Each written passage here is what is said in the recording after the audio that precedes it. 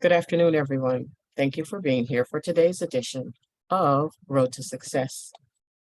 My name is Carolyn Nelson Goddard. I'm your president, and I would like to start by introducing the members of our executive committee, board of directors, and staff who are with us today.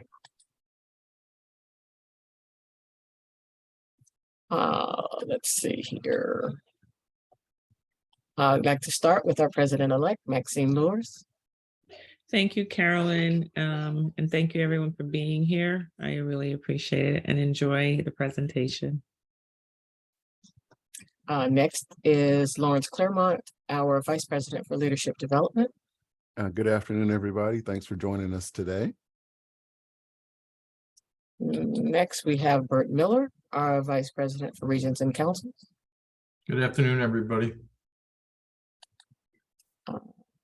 Let's see, Karen Mazzola just joined us. She is our vice president for educational development. Hello, welcome. I'm sure you're going to get a lot out of this. Thank you. Thank you, Karen. I see Melanie Williams, who is our secretary. Thank you and good afternoon. And I also see at least one of our board members, Felita Tutt, who is the chair of our education committee. And unfortunately, I apologize, all of you are hearing my gardener. And I see Kimberly Adamski, who is our compliance director for Florida PTA in our state office. Say hi, Kimberly. All right, thank you everyone for being here. Today we have the pleasure of having two members of the Special Olympics of Florida organization with us. We have Meredith Orion, hope I said that right, who is the senior director of the Unified Champion Schools and Development Sports Programs. We also have Jana Arnett, who is the manager of Development Sports Programs Area 4 and Unified Champion City Schools in Jacksonville. We're very fortunate to have organizations who are willing to share what they're doing in the community with Florida PTA, and also to share with us ways that we can get involved and bring our schools and our communities into their organizations, providing additional opportunities not only for our children, but for our communities. Without further ado, Meredith and Jana, take it away. Great. Thank you so much, Carolyn. Good afternoon, everyone. We really appreciate having the opportunity to speak with your group today. And I'd also like to introduce Jana Arnett, who leads our initiatives in Jacksonville. Jana, do you want to say hi? Hi from Jacksonville. Yes, I'm excited to kind of bring this together. Hopefully we can learn from you guys can learn about Special Olympics a little bit more and what we're doing in the schools and go from there. Meredith will share a great presentation. Super. Thanks, Jana.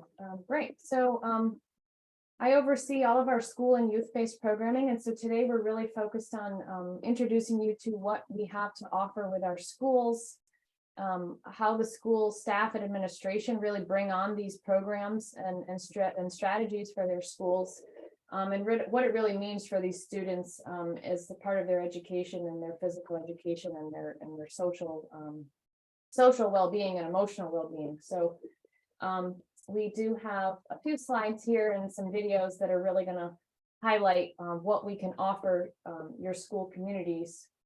So Special Olympics Florida celebrated its 50th anniversary last year. It is a global organization.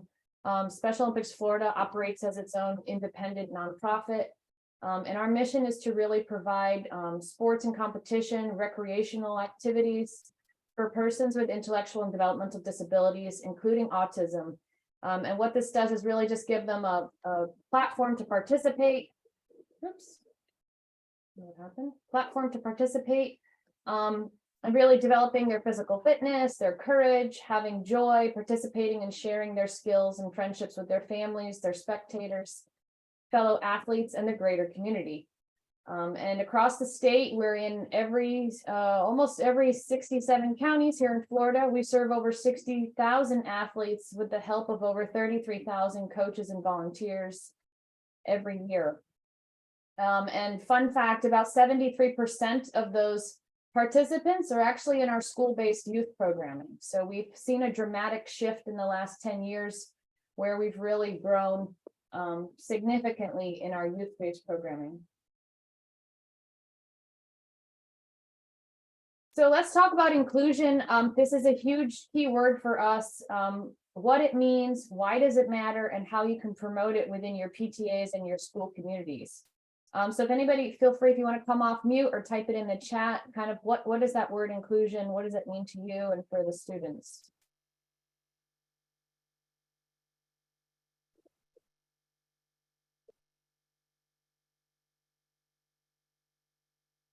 Anyone? Being shy? It looks like everyone's being shy today. We have one comment in the chat that all are involved or invited. Exactly. It means that there are no exclusions, that everyone has an opportunity to participate. We have another comment in the chat that it's equal and fair treatment. All Absolutely. feel welcome. Mhm. Yeah, we look at a lot of, practicing kindness, being respectful, offering to help someone, but really everyone having a seat at the table, figuratively and literally, whether that's including them in leadership decisions, access to care, access to treatment, access to transportation, access to a fair and equal education. These are all great things that, here in Florida, a lot of our school programming is really focused in on integrating inclusion and equity. Every year it gets bigger and bigger and much of a priority. So really our school-based programming really does focus in on those topics. We've got a great video here to show, and I'm going to hit play. It's a YouTube integrated one. It takes a few minutes to go on, and this really highlights one school actually out in Volusia County. And you'll see really what our school-based programming means to this school community.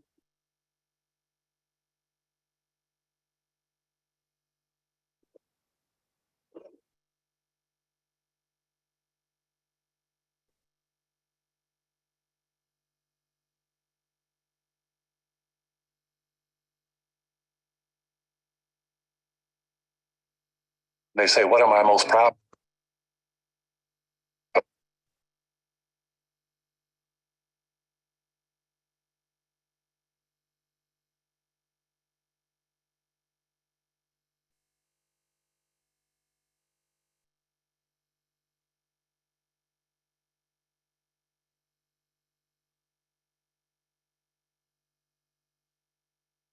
Try that again. Let's see if it'll load.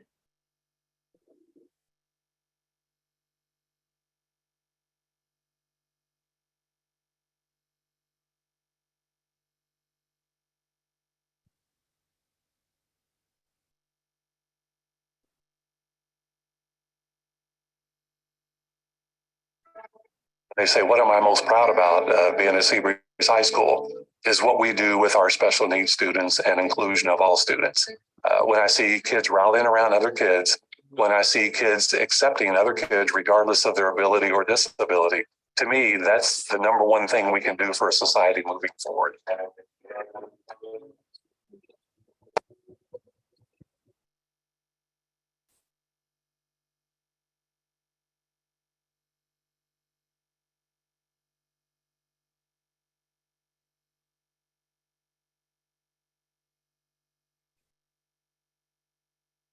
Unified Champion Schools is about having people with special needs and those without special needs playing on the same team. And it just focuses on equality and respect. And by respecting people, you put them at the same level as you and you treat them as an equal. Unified sports really came from the idea of being able to broaden people's understanding of abilities. Our athletes have upped their game, both from a skills level and also communication level and friendship levels. From a small grassroots opportunity, this program has really transformed our entire mission. I got involved in Special Olympics when I was in the 8th grade, and my principal came up to me and she started describing the wonderful characteristics of Special Olympics and what it'll bring to our school and how it'll get me involved with the kids with disabilities. I think once you get involved with the Special Olympics, you become so fulfilled in life that you never want that feeling to end. Joseph's involvement with the Unified program has definitely helped shape what he wants to do. He's looking to go to college to be a doctor. He would like to focus on children with special needs and eventually opening up like a practice. I think a lot of the obstacles special needs kids face is not feeling included when it comes to sports and friendships, and people view them differently than what they view someone else. And all they want to do is be treated like a normal person, and that's a big obstacle that they have to face. Everybody has something to bring to the table. We just need to pull up a chair. And I think that's just kind of solidifies like what inclusion means. It just means coming together and just sharing every unique asset we have and just creating something incredible. Unified Sports provides opportunities for our students to receive recognition from their peers and look like superstars. It just like makes our students' day, you know, when they are recognized by their peers, they're viewed as athletes, and you know, Unified Sports helps provide those opportunities. An inclusive school really is when the whole student body can be part of driving the culture and really provide an environment where everyone is welcome. All schools should be unified schools because you're giving kids who they may not make the varsity football team, they may not make the baseball team, but you know what? You're giving them an opportunity to become a partner for the program to where they don't have to be the best athlete out there. They just have to be a good-hearted human being. And by doing that, you're promoting unity within the school with classmates. You're breaking down those barriers. You know, you're getting kids to engage with people that they wouldn't otherwise engage with. If you want to change the culture of your school and you want to bring something to your school that no other program will be, this is the program that you need to bring. You will change children's lives forever. And I truly believe that moving forward into the 21st century, you will impact the world in a more positive way than anything else you could do at the school level. Special Olympics is so awesome. It makes me feel a part of the team and included. I am going to do this the rest of my life.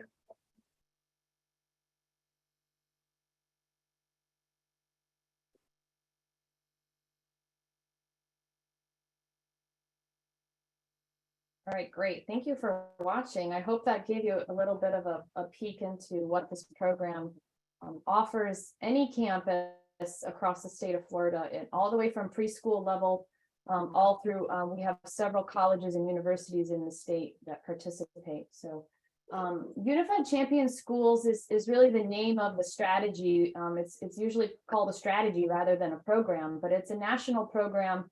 It's federally funded through the Office of Special Education in DC, and we receive a sub-grant awards that enable us to fund these programs. So when a school signs and registers on to do this strategic program with us, it's really at no cost to the school or district. And so that's really an important part we always highlight when we are first talking with a school that's interested. The strategy combines three different components. So, you know, obviously we have some kind of sport or fitness or PE component in the sports section. We also work on youth leadership skills. So really including students and youth from the very beginning, even in their preschool and elementary years, learning different leadership skills, giving them opportunity. Many of them help to plan the events and programs at each school, especially in the high school level. And then finally is whole school engagement, where you'll see, you know, the entire student body, staff, and administration is involved in what these students are doing and what it means for their school, what it means for the respect of all students. So it may be, you know, big field days or big fans in the stands or pep rallies, morning news, specialty clubs on campus, big theme days, things like that, where we see, you know, it goes beyond just, you know, 20 to 30 students in the sports side. It's now reaching the whole campus. So again, with these three components really brings together a school environment to become more inclusive and help students work together, assisted with their staff volunteers. And we really see them excel athletically and academically, regardless of their ability. So we have various levels of sports programs, from very basic developmental programs, adapted programs, well into competitive teams that compete at the Florida High School Athletic Association level and are recognized as varsity athletes. So we'll just kind of overview our starter program. This is traditionally for preschool level through about kindergarten and first grade. This is really a great introduction for students with and without disabilities. Sometimes even we have Head Start programs participate where they're learning very basic developmental sports skills. So they're learning about how to maybe catch a ball or starting to learn how to kick. They're working on their balance. They're working on understanding directionality and crossing the midline of their body. And so we reach out to teachers who are interested, or some type of volunteer site coordinator. It could be, the head of the PTA that volunteers, they want to do this at their school. And we provide all equipment, all lesson plans, curriculum books, all event t-shirts, ribbons, certificates, everything a school or site would need to do this program. We provide it free of charge. And we also have technical support that comes along with it. So my colleague Jana is often heading out to the schools to do demonstrations, or she's doing one-on-one technical assistance on Zoom calls with her site coordinators. So we're always there throughout the school year to help them with any questions or assistance that they need. We're really looking at building a transitional plan of programs for every single grade level. So our goal is to not have students join us when they're in kindergarten and then we don't see them again until high school. So we've really built in sort of these transitional programs and to fill those gaps. This program is called Little Elites for usually grades 2nd grade through 5th grade. And this is the stage now where they're really learning additional sports skills in specific team-based sports. So again, we designate a trained teacher or volunteer site coordinator to implement this on their own at their own school. They are provided all equipment that they need, lesson plans, curriculum guides, everything, t-shirts, ribbons, awards, certificates, all of that comes with it. And so you can see here listed out, they're really selecting from 5 different sport choices. Many of, a lot of them are working on developmental skills, but many of them may do, a 5-on-5 soccer game, or they'll start to do 3-on-3 basketball. They may do a softball game at the end of their season. And we traditionally see them practicing for about 10 weeks, and then they might have either their culminating game or an event where they're able to showcase. And this is a great time to have parents and families and staff come out and really be part of that special day. We see many PTAs organize the staff and parent volunteers that are needed to help with these sorts of events. And usually they sell out very quickly. By the time the sign up link goes around, they're usually full by the time you click on it. So well loved. Again, we have another program really for 6th grade through 12th grade. This also includes our transition students who stay on at school until the age of 22. And again, this is where they're learning higher level sports skills. You can see here, this is a basketball program between 2 different schools in the same district. They traveled to play a basketball game together. Same idea, all volunteer teachers and site coordinators receive all the supplies and curriculum that they need and equipment to implement this on their campus. You can see here, we've got great whole school engagement in the back of these grandstands here. The whole student body came out to watch. This was a track and field event in Hendry County in Lewiston last year.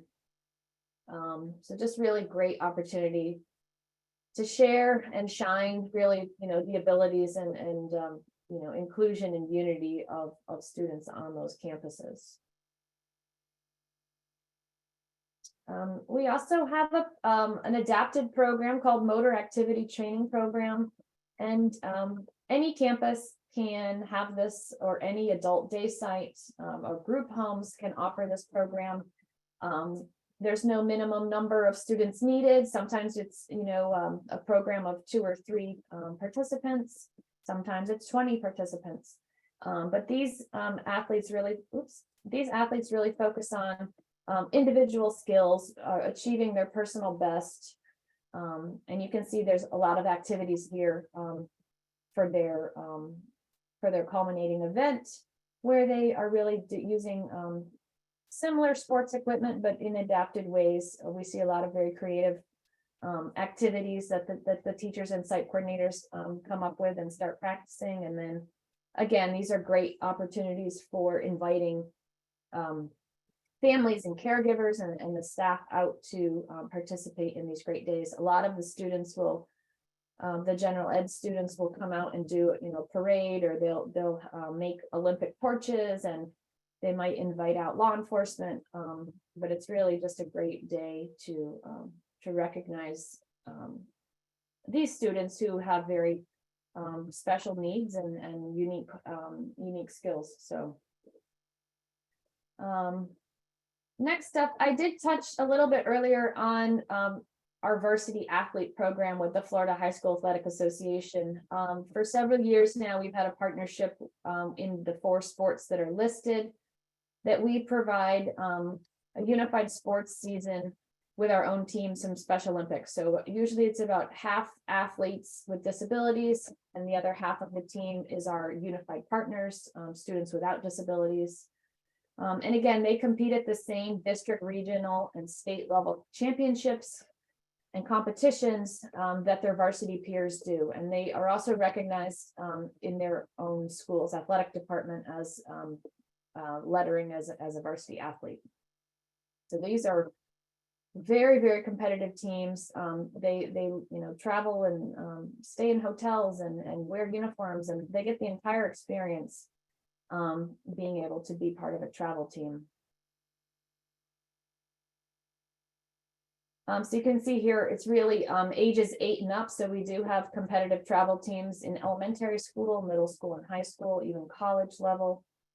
And it requires a little more paperwork. The athletes need to provide, medicals, and unified partners do volunteer paperwork.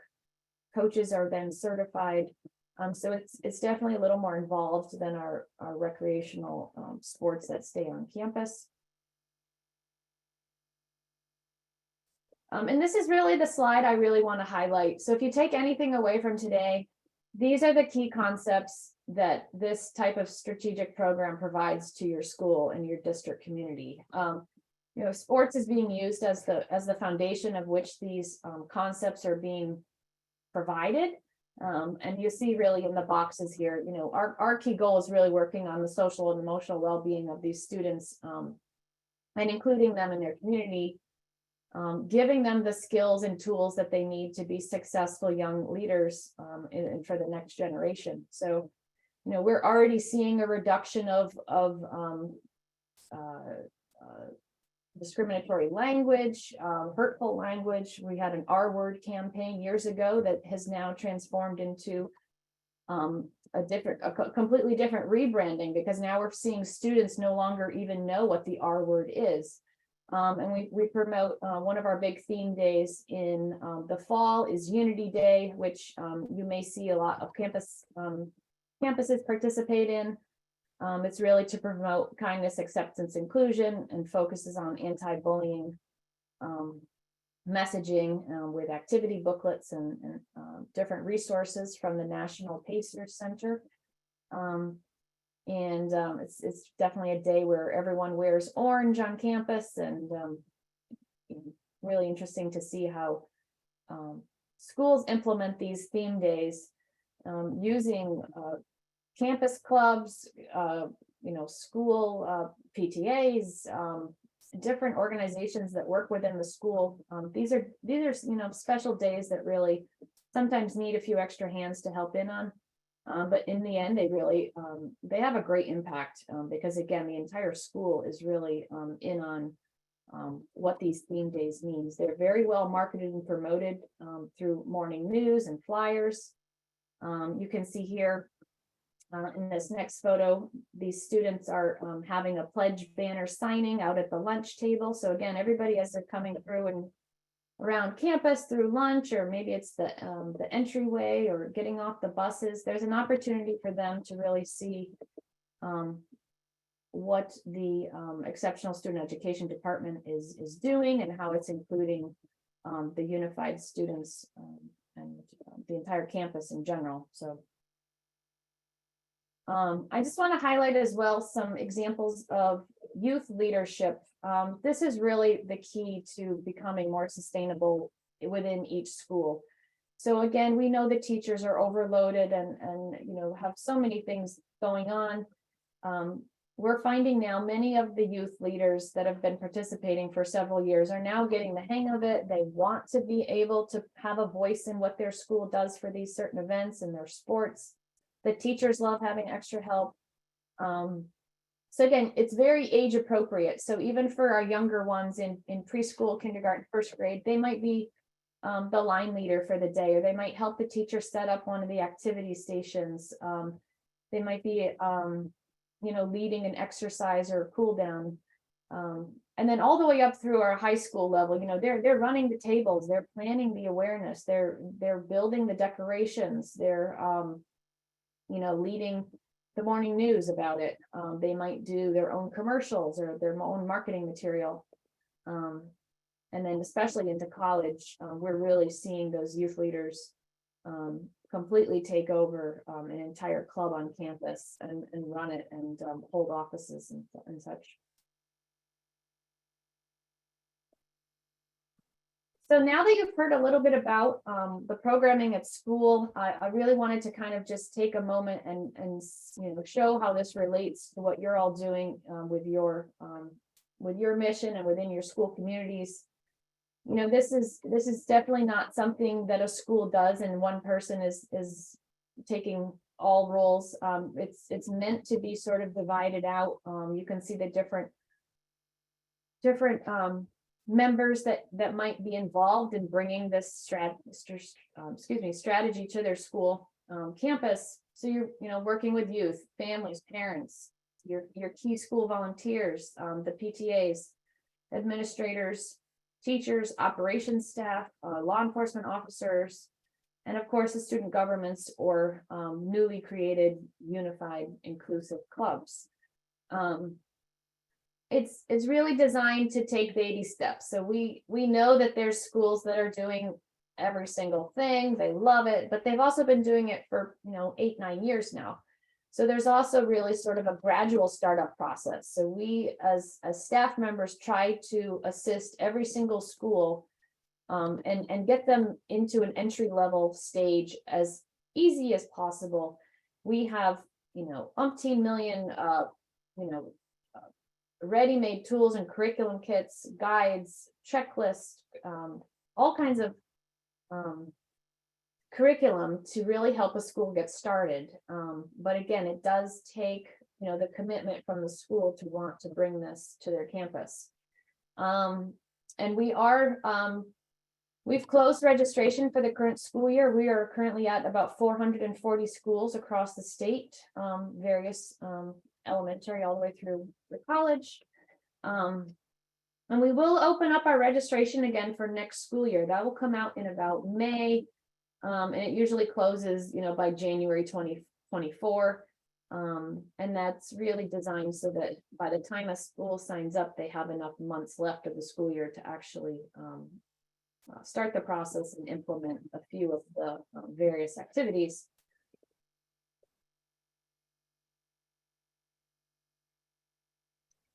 Also thinking, if you're kind of thinking maybe how you can get your school volunteers more involved, we generally have local Special Olympics events out in the counties. Every county has competitions or could be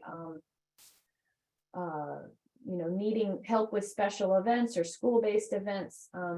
We always have our volunteer opportunities on our website, and they're always categorized by what county they're based in.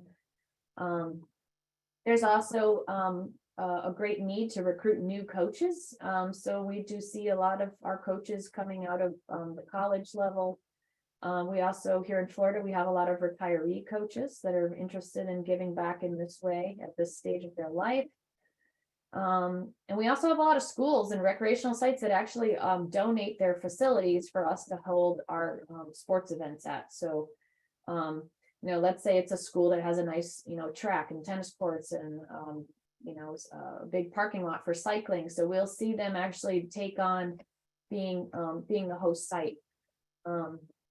So just a couple, you know, different ways you can think about how this might be relevant in your own community. And feel free that, you know, the next part of today is just really kind of a question and answer, get some discussion going if you wish. Maybe think about how your school's PTA or community's PTA are already embracing diversity and inclusion. What are you already doing to engage your families or PTA volunteers? And what are priorities for you? I know some of your strategic pillars touch on inclusion, diversity, and exceptional student education.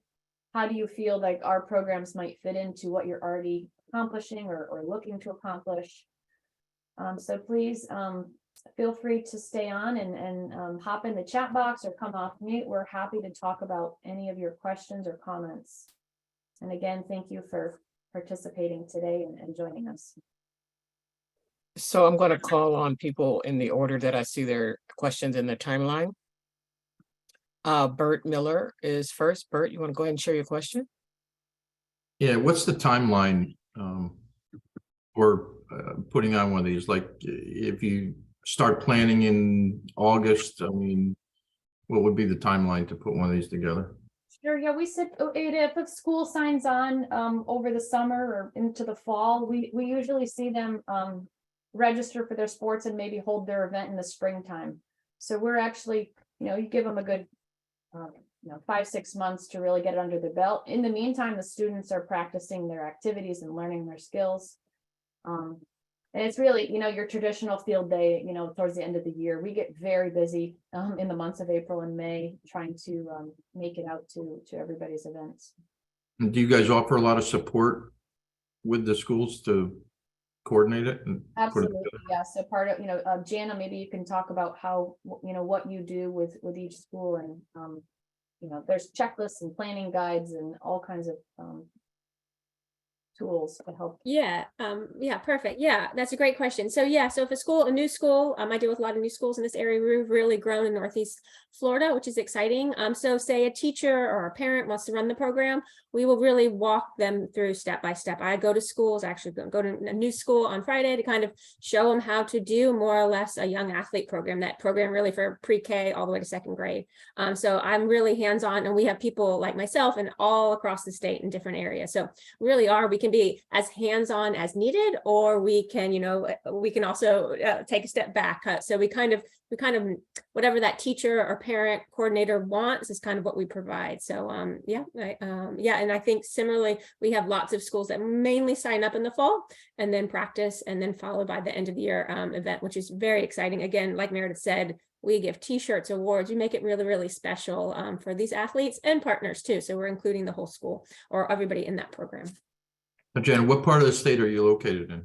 So I'm in Jacksonville. Jacksonville received a special Unified Champion City School in Duval County. So that's been pretty heavily promoted, and it's done very well. But I do Area 4. So St. John's, Clay County, Nassau County, all the way down to Volusia and Flagler. So thank you, guys.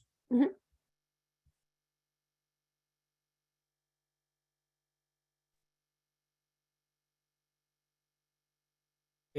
There we go, off mute.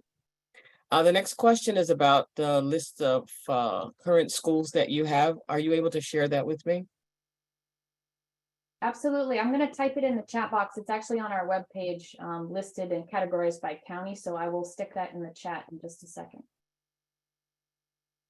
Okay, thank you. I see that Karen kind of jumped the gun there and invited you to attend our leadership convention. And we actually had spoken about that. and we'll continue that conversation with the Special Olympics of Florida. Sounds Are great. there any other questions? I know, Mary, you expressed an interest in doing this at with your community PTA. Do you have any particular questions? No, I'm just excited. I'm just excited to get started and to know that we got enough time to, plan and enjoy this process. Sure. Okay.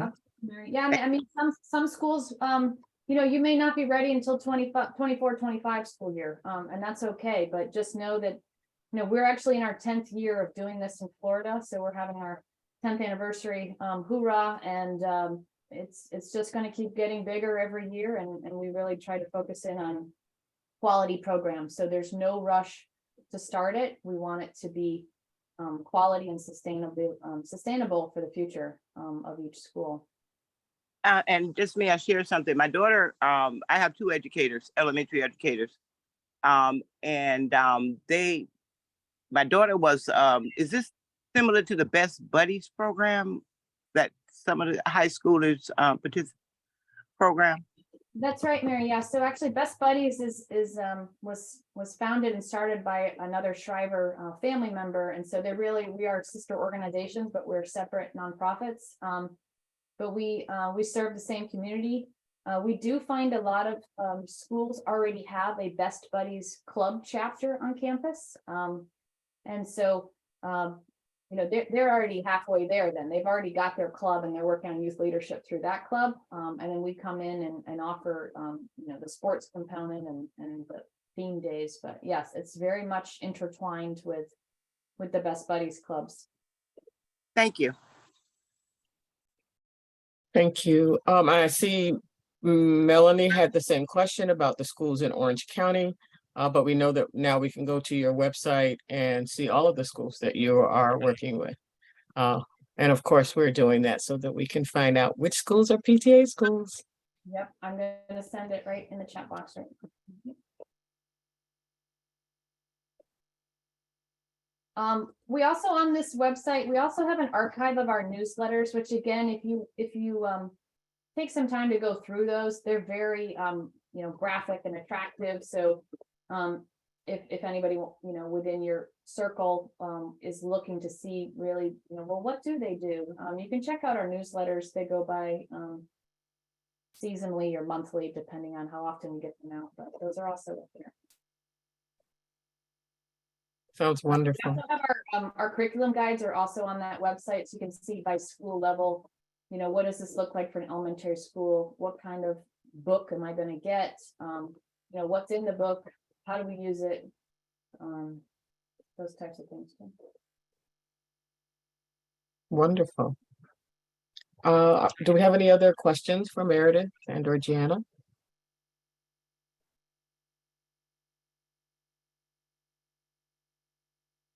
Okay, I don't see any hands right now. So Meredith and Jenna will be back with us this evening. We appreciate them being here at the noon hour to share this very useful information with us so that we can take it back to our local units, our county councils, and provide them with an additional opportunity to be a part of the community, particularly of our school communities. Thank you, ladies. We appreciate you. And thank all of you who took the time to attend today and learn a little bit more about Special Olympics of Florida. Great. Thank We'll you. be back at 7 p.m. this evening. Feel free to come back and bring someone with you because this is great information, which only helps our students to be more successful. Thank you so much, everybody. Wonderful job participating, and we'll look forward to this evening. Thank you. Thank you. Have a great evening, everyone. Thanks. Thank you, Jenna and Meredith. Welcome back.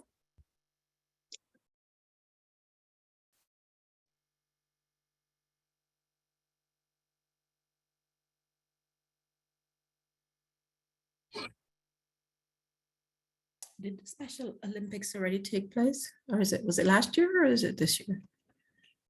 It happens in the spring. Like it Generally. just happened here in Central Florida. It did already, right? Here in South Florida, it's in the spring. Because I remember seeing a request for volunteers somehow. That was really good. Just amazing what those kids can do. Okay, I moved our two stragglers into the waiting room. Oh, my. I know, right? Well, It's generally people who have walked away from their computers, Right. who are still there. So I think that was great information. Bert, I hope you'll share it with their county councils. Mhm. Another way for them to dive into the community and another opportunity for programming or or a speaker for one of their programs at a general meeting. Right. I have emailed my DEI and J and my ESE chairs to try and attend the 7 p.m. Might give them some ideas as well. I can speak on behalf of your DEI and J. He teaches this evening. In the evenings. Well, You see what this the evening governor on did Wednesday yesterday? evenings. It'll I'm be sorry? recorded. See what the Say it. governor did yesterday about the DEI? Yep. I'll share with you since it's only EC here now. We got a lot of response to the press release. Okay. The good responses outweighed the bad responses. Neat. There was something on there was misspelled. Somebody sent me a thing saying something was